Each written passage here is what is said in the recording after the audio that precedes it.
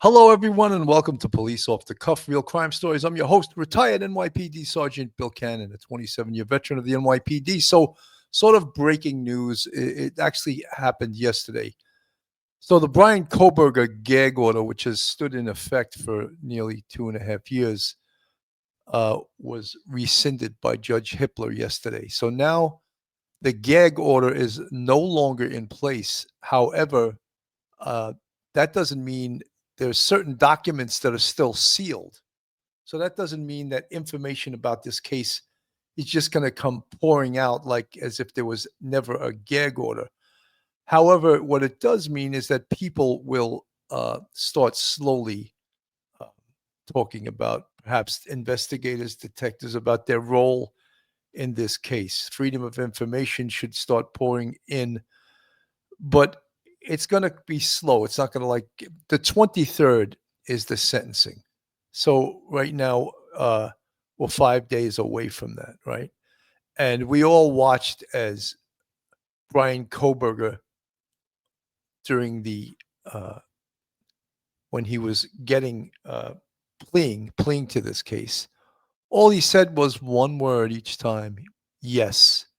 And as you see in this thumbnail, he had that 1,000-yard stare that he put on, and that didn't impress any of us. So this also potentially gives him the right to to pull back his plea and to appeal his plea. I mean, that's lunacy, I think.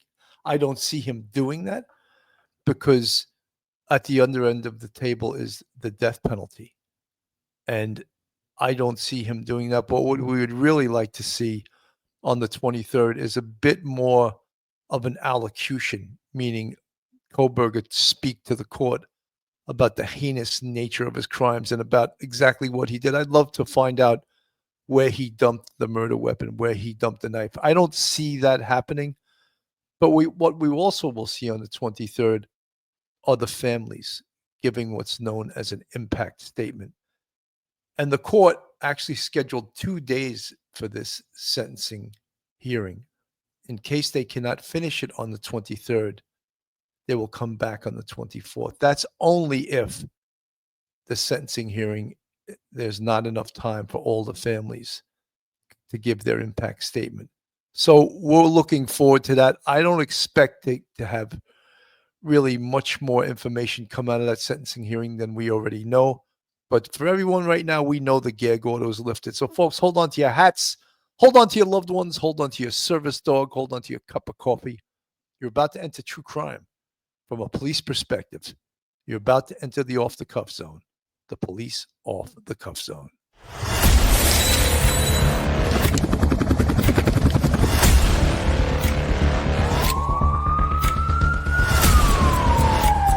There has to be some common sense.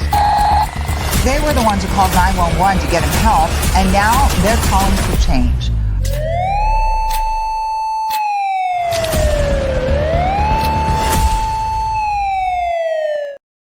And now a word from our sponsor. BetOnline continues to be your number one source for all your sports betting action. And with baseball in full swing and football season around the corner, BetOnline has more ways to stay in on the action with the latest odds, news, and scores, even live in-game betting. From Major League Baseball, UFC to tennis, and NFL futures, BetOnline remains your choice for sports wagering info. In between games, head over to the BetOnline Casino with all the top Vegas-style games, including poker and live casino.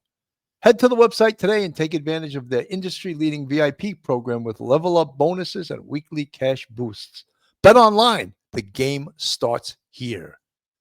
So what we are seeing now, of course, and the case is what I feel is sort of winding down, yet the families are out there talking to the media, and especially the Goncalves, Christy and Steve Goncalves. And it's so heartbreaking to hear them. And Steve Goncalves has been the most vocal person during this whole case, talking about the prosecution and his daughter, the wounds she suffered, the attack. And it's so disheartening. And today, They were on NBC News on the Today Show. I want to play a little bit of this for you guys. Now are Kaylee Goncalves' parents, Steve and Christy, and their attorney, Shannon Gray.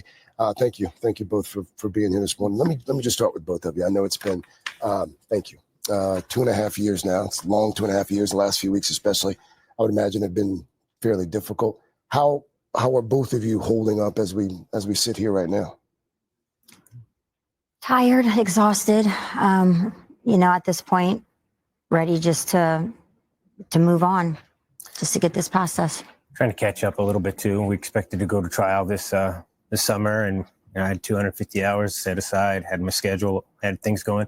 So it was a radical change for us. So now we're just trying to wrap our head around this new development, and we're still a family. Still got to take care of yourself. So we're moving on.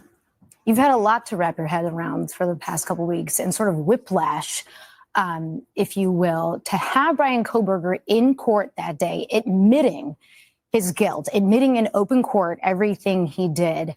What was that like, even if you weren't in the actual courtroom for it? What was that like to hear him actually say he's guilty?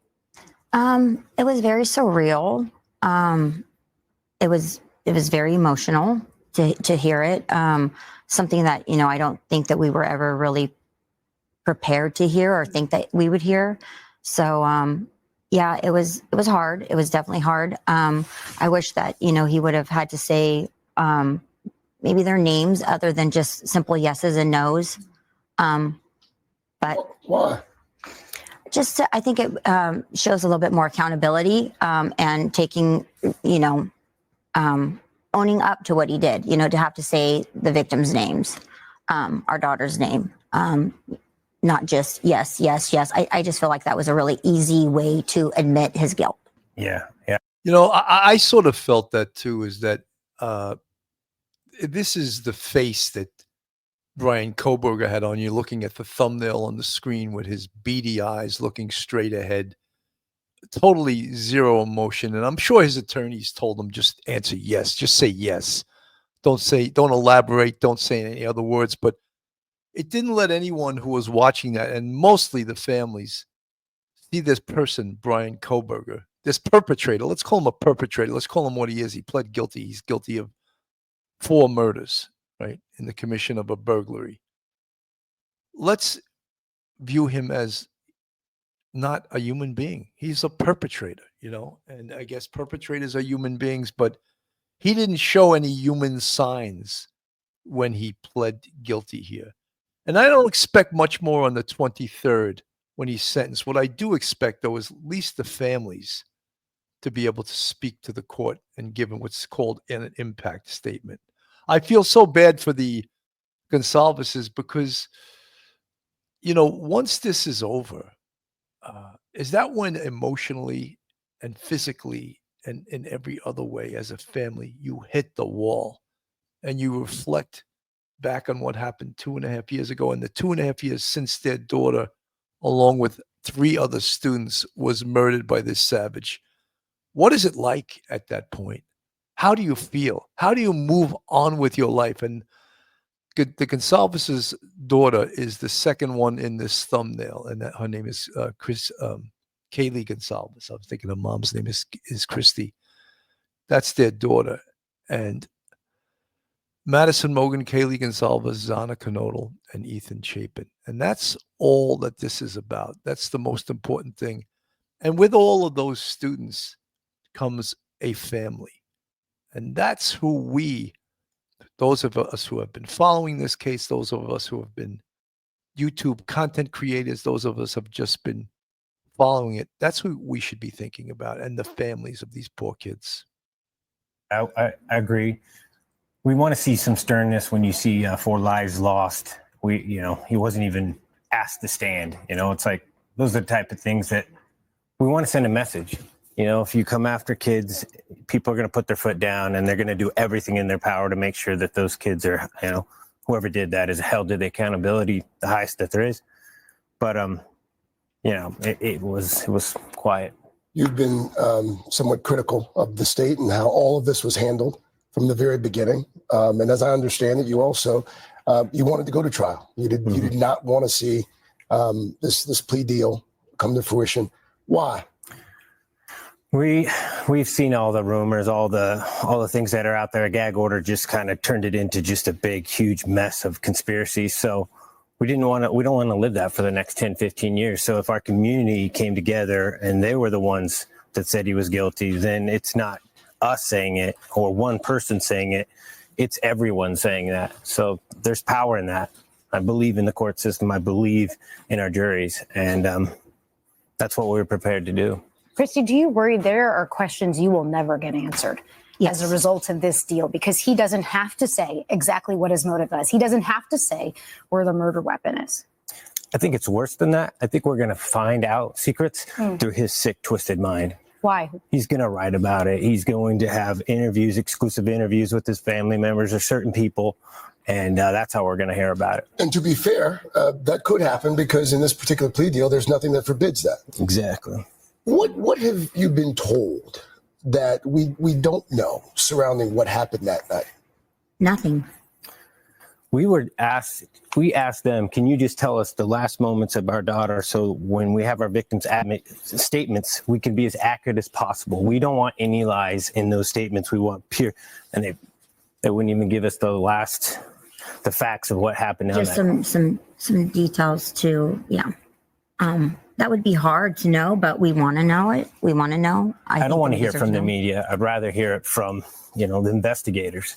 I read recently that the coroner did give you some more detail. Mm-hmm. Yes. What did the coroner say? The coroner said that kind of gave us a breakdown of the wounds and the ways that she had passed away. She'd definitely been stabbed multiple times, and they kind of described it as like a drowning that can occur. But she did say gagging. There was some gagging, and she was damn. He struck her in the face, and she had a broken nose. She had subdural hematomas. She had asphyxial injuries. She had some defense wounds on her arms. Yeah.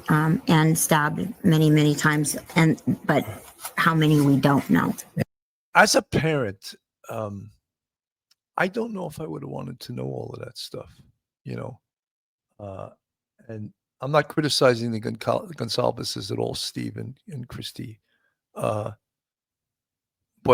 that's pretty hard to know, but they wanted to, and each person is different. Each person grieves differently. Each person sort of processes this stuff. How do you process someone that stabbed your daughter to death, and before he stabbed her to death, he punched her in the face, broke her nose? All of this violence. I just don't know if I would have wanted to hear all of that. And God bless the Goncalveses, and hope they gives them the strength to continue on. It's because it's just absolutely horrific. This was Banfield talking about the death of Kaylee Goncalves. Let me play a little bit of this here on the screen. January 2023, which was just after Bryan Kohberger was arrested, attorneys, police, and other officials connected to the Idaho quadruple murders are finally free, legally free, to talk about the case in public. On camera, online, in print, in the town square, wherever and however they like. And that cheer that you may have heard from newsrooms across the country and fans of public, not hooded justice, it erupted when the judge in Boise, Idaho, lifted that dreaded gag order this morning, technically called a non-dissemination order. Whatever you want to call it, it's kept all official sources on the perplexing murder case muzzled for 2.5 years. The point was, and it was a good one, to keep Kohberger's jury pool from becoming tainted with too much information, both good and bad, that may or may not be allowed into evidence. But since Kohberger saved the state and the rest of us the trouble and expense of a trial, the judge said that he can no longer justify gagging all of that information from being made public to you and to me. And furthermore, he said, at this point, quote, the rights of the public to information in this case are paramount. And I say finally. Even the prosecutor was on board, but not so much Kohberger's defense team. I would only say, Your Honor, as this court is well aware, the publicity in this case is so extensive and emotions are already so high that adding fuel to the fire of media interviews or a rush to interview people as they leave the courthouse or enter the courthouse would only increase the concerns that the defense has. And even though the plea has a specific sentence attached to it, as this court is well aware, things happen in plea hearings and, sentencing hearings. And to minimize the possibility of that, we request that this order stay in place. Didn't win. Not really, anyway. Very interesting. Things happen at sentencing hearings, like withdrawing your plea. Yeah, that can happen. But if it's any consolation to Team Kohberger, there is also the separate issue of literally hundreds and hundreds of sealed court documents, not one of which will be automatically unsealed with the ending of this gag.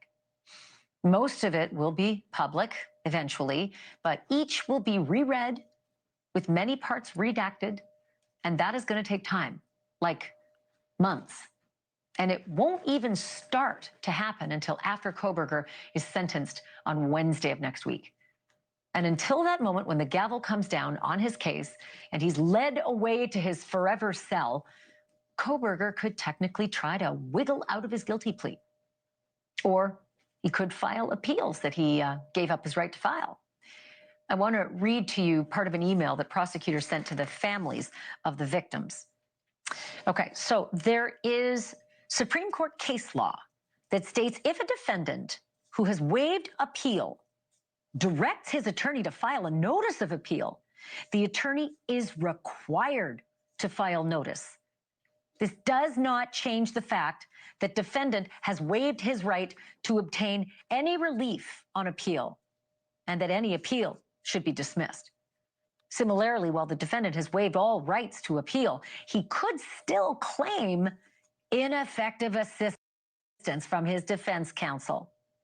The state is not concerned about this possibility or the possibility that the defendant would have any success if he did explore either of these avenues. Isn't this really sort of despicable when you think of the rights that this defendant has, even after he pled guilty? Now, he's still, even though he gave up his right to appeal, let's try to understand this, he still has the right to appeal. And that's a Supreme Court decision. Pretty disheartening, right? Because what we want to see, of course, on Wednesday of next week is the families get their turn to talk about how this case has affected them and their lives over the years, and really let them really chew into Bryan Kohberger. Let them really just rip into him as he obviously deserves. He deserves to be ripped into. Let me play this. This is again Steve Goncalves on Ashley Banfield. You were sworn to secrecy because of the gag order or any other reasons. Is there information you know now that I haven't known and the rest of us haven't known up until today? Most of the information we found out were just people calling up. I've had other officers call us up and just say, I don't know what just happened in the court today, but I don't support it. People so angry at what was happening in that courtroom that they would literally pick up their phone and call us and say, this is what's on Bryan's phone. This is what he was searching. This individual was sexually motivated. I don't care what Thompson said. They've got a plan for him. They've got a job role for that man. And it's not every day that you get somebody who wants to be a police officer, is dying to be a police officer, is literally talking to them every single day about how he was going to be a police officer. It's not every day you get a master's degree in criminology that is going to go into prison, and they're going to leverage that. That's what they're interested in. They're not interested in him being locked up in 23 hours of solitaire where he's not going to be able to have any influence. They want him to go in there and actually have influence and work with them. And be a resource for crime fighting in the future? Yeah. His fantasy was to be an officer, or the earliest one was like a Green Beret or something like that, a Ranger. So this guy's had like these grandeur visions of himself since he was just a little kid. And I think one of the first things he told the officers when they arrested him in Pennsylvania was like, let's get a cup of coffee. I'm working on my criminology PhD, and I'd like to interview you. It's like, this guy wants to be a cop or wants to be somebody of importance. He always has been. And that was part of the reason why we were trying to get them to take that into account and not plead with him. Don't give him the position of power. Basically dictate the terms to him and say we're not going to accept this unless you prove who you are. Early on, we just this past week did a show on the disturbing psychosexual motive of Bryan Kohberger, and we, being the police off the cuff crew, myself, Professor Michael Geary, and our special guest, forensic psychologist, Dr. Joni Johnson, all agreed that the motive in this case was undoubtedly a psychosexual motive. And many people, when we did this show, disagreed with us. I don't care if they disagree with us because I know that I'm right. And now some of the other stations are coming up with this same motive, specifically Banfield, that this was the motivation behind this was sexual. And Steve Goncalves just said this right now. And prosecutor Bill Thompson, in his presentation of the evidence at the plea hearing, said there was absolutely no evidence of a sexual attack. Well, that may be true, but you cannot speak to the fact that this attack was sexually motivated. Bryan Kohberger believed there were only females in those rooms. He had no idea that Ethan Chapin was going to be there. He wanted to attack and murder females. There is absolutely a psychosexual component to that. And now I think it's going to come out now that this gag order is released. And it seems there has been a lot of politicization of this case, believe it or not. And we spoke about this again and again. And specifically, we're referring to the University of Idaho knocking 1122 King Road down before the onset of this trial. Even though the case didn't go to trial, it was supposed to go to trial. And I, as a former police sergeant in Manhattan North Homicide Squad, the NYPD, one of the top homicide squads in the entire world, really disagreed with that, knocking the house down. That was such a powerful, powerful piece of evidence that they would not have. And what was the rush for the University of Idaho? I'm going to tell you what the rush was. The rush was they wanted to erase that house from the face of the earth because they were losing enrollment. It's all about the Benjamins, as they say. Follow the money.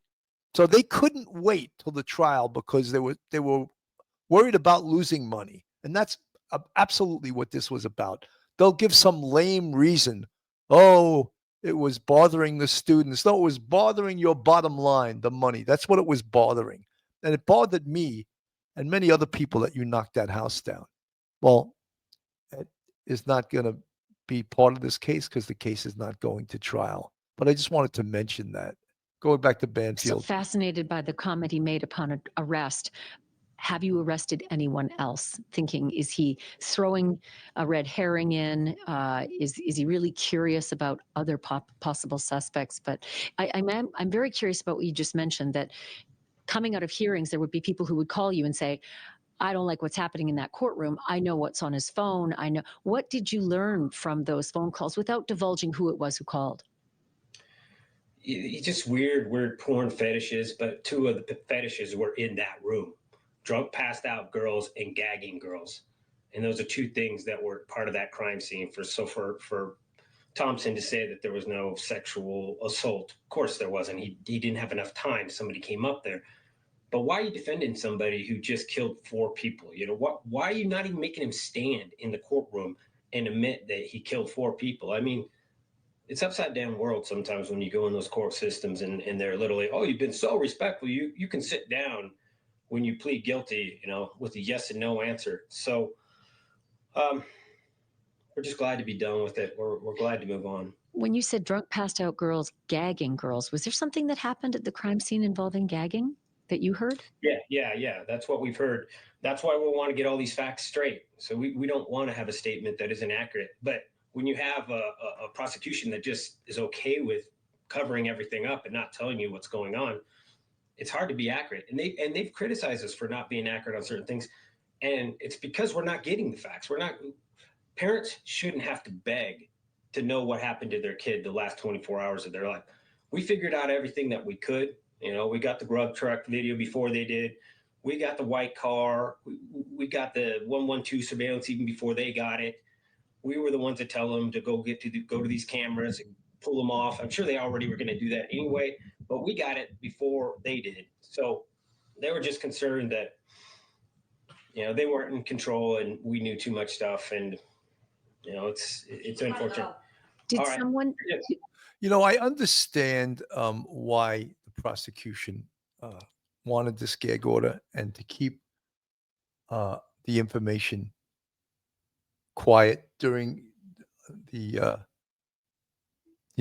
en route to the possible trial. But because there was no trial, now it could take literally months, maybe years to find out all this information. And it's going to come from Bryan Kohberger. Is that where we wanted it to come from? Or did we want it to come from the police and the prosecution and the people that worked on this case? Well, I don't really want it to come from the Howard Blooms. I don't want it to come from the James Pattersons and the Vicky Wards who have a profit motive for writing their book. I want it to come from the investigators, from the people that actually worked on this case. I want to just play this a little bit. Then this is from the Chapins, the Chapin family, and a different perspective on this case. No, they're not right or wrong, just different. Ethan, Stacy, and Jim Chapin tell us in an exclusive interview they finally have closure. When you heard that this plea deal was going to go through, what was your reaction? If I could physically do a handstand at that time, I'd probably do one because I am so ready for it to be done. Ethan Chapin, along with his girlfriend Xana Kernodle and her housemates Kaylee Goncalves and Madison Mogan, all University of Idaho students, were brutally stabbed to death in November 2022 by Bryan Kohberger. Earlier this month, the former criminology student pled guilty to the murders in a plea deal that took the death penalty off the table. He's now expected to spend life in prison without parole. I think our initial response was like an eye for an eye. But then we've spent a ton of time talking about it with prosecutors. And for us, we always felt like this was a better deal. I mean, he gets put away and there's no appeal system to it. And there were so many kids, including our own, that had been subpoenaed that no longer have this hanging over their heads. I mean, we just all get to go live our life. There are some family members who feel like this plea deal now means that Bryan Kohberger won't face the highest form of punishment. Everybody's entitled to grieve and feel how they want. Yeah, it's just not how we feel. He's going to get what's coming to him. I really don't care what happens to the guy. He's off the streets and he can't hurt any more kids. And that's the most important. That's the most important thing. Mm-hmm. So, a little bit different perspective from the Chapins, and I really, during this whole thing, I really had so much love and respect for that family, as I did the Goncalveses and Madison Mogan's family and Xana Kernodle's, just the grieving and what they had to go through with this. So the 23rd, which is Wednesday, is going to be the sentencing hearing, and the families will all get to give an impact statement. We're going to stay on this case as it moves forward, and we're hoping for, I'm not going to use the word closure because there's no such thing as closure. We're hoping that the families can all get on with their lives. So, folks, I'm Bill Cannon from Police Off the Cuff Real Crime Stories. Thank you so much for tuning in. Have a wonderful day, and God bless. One episode just ain't enough.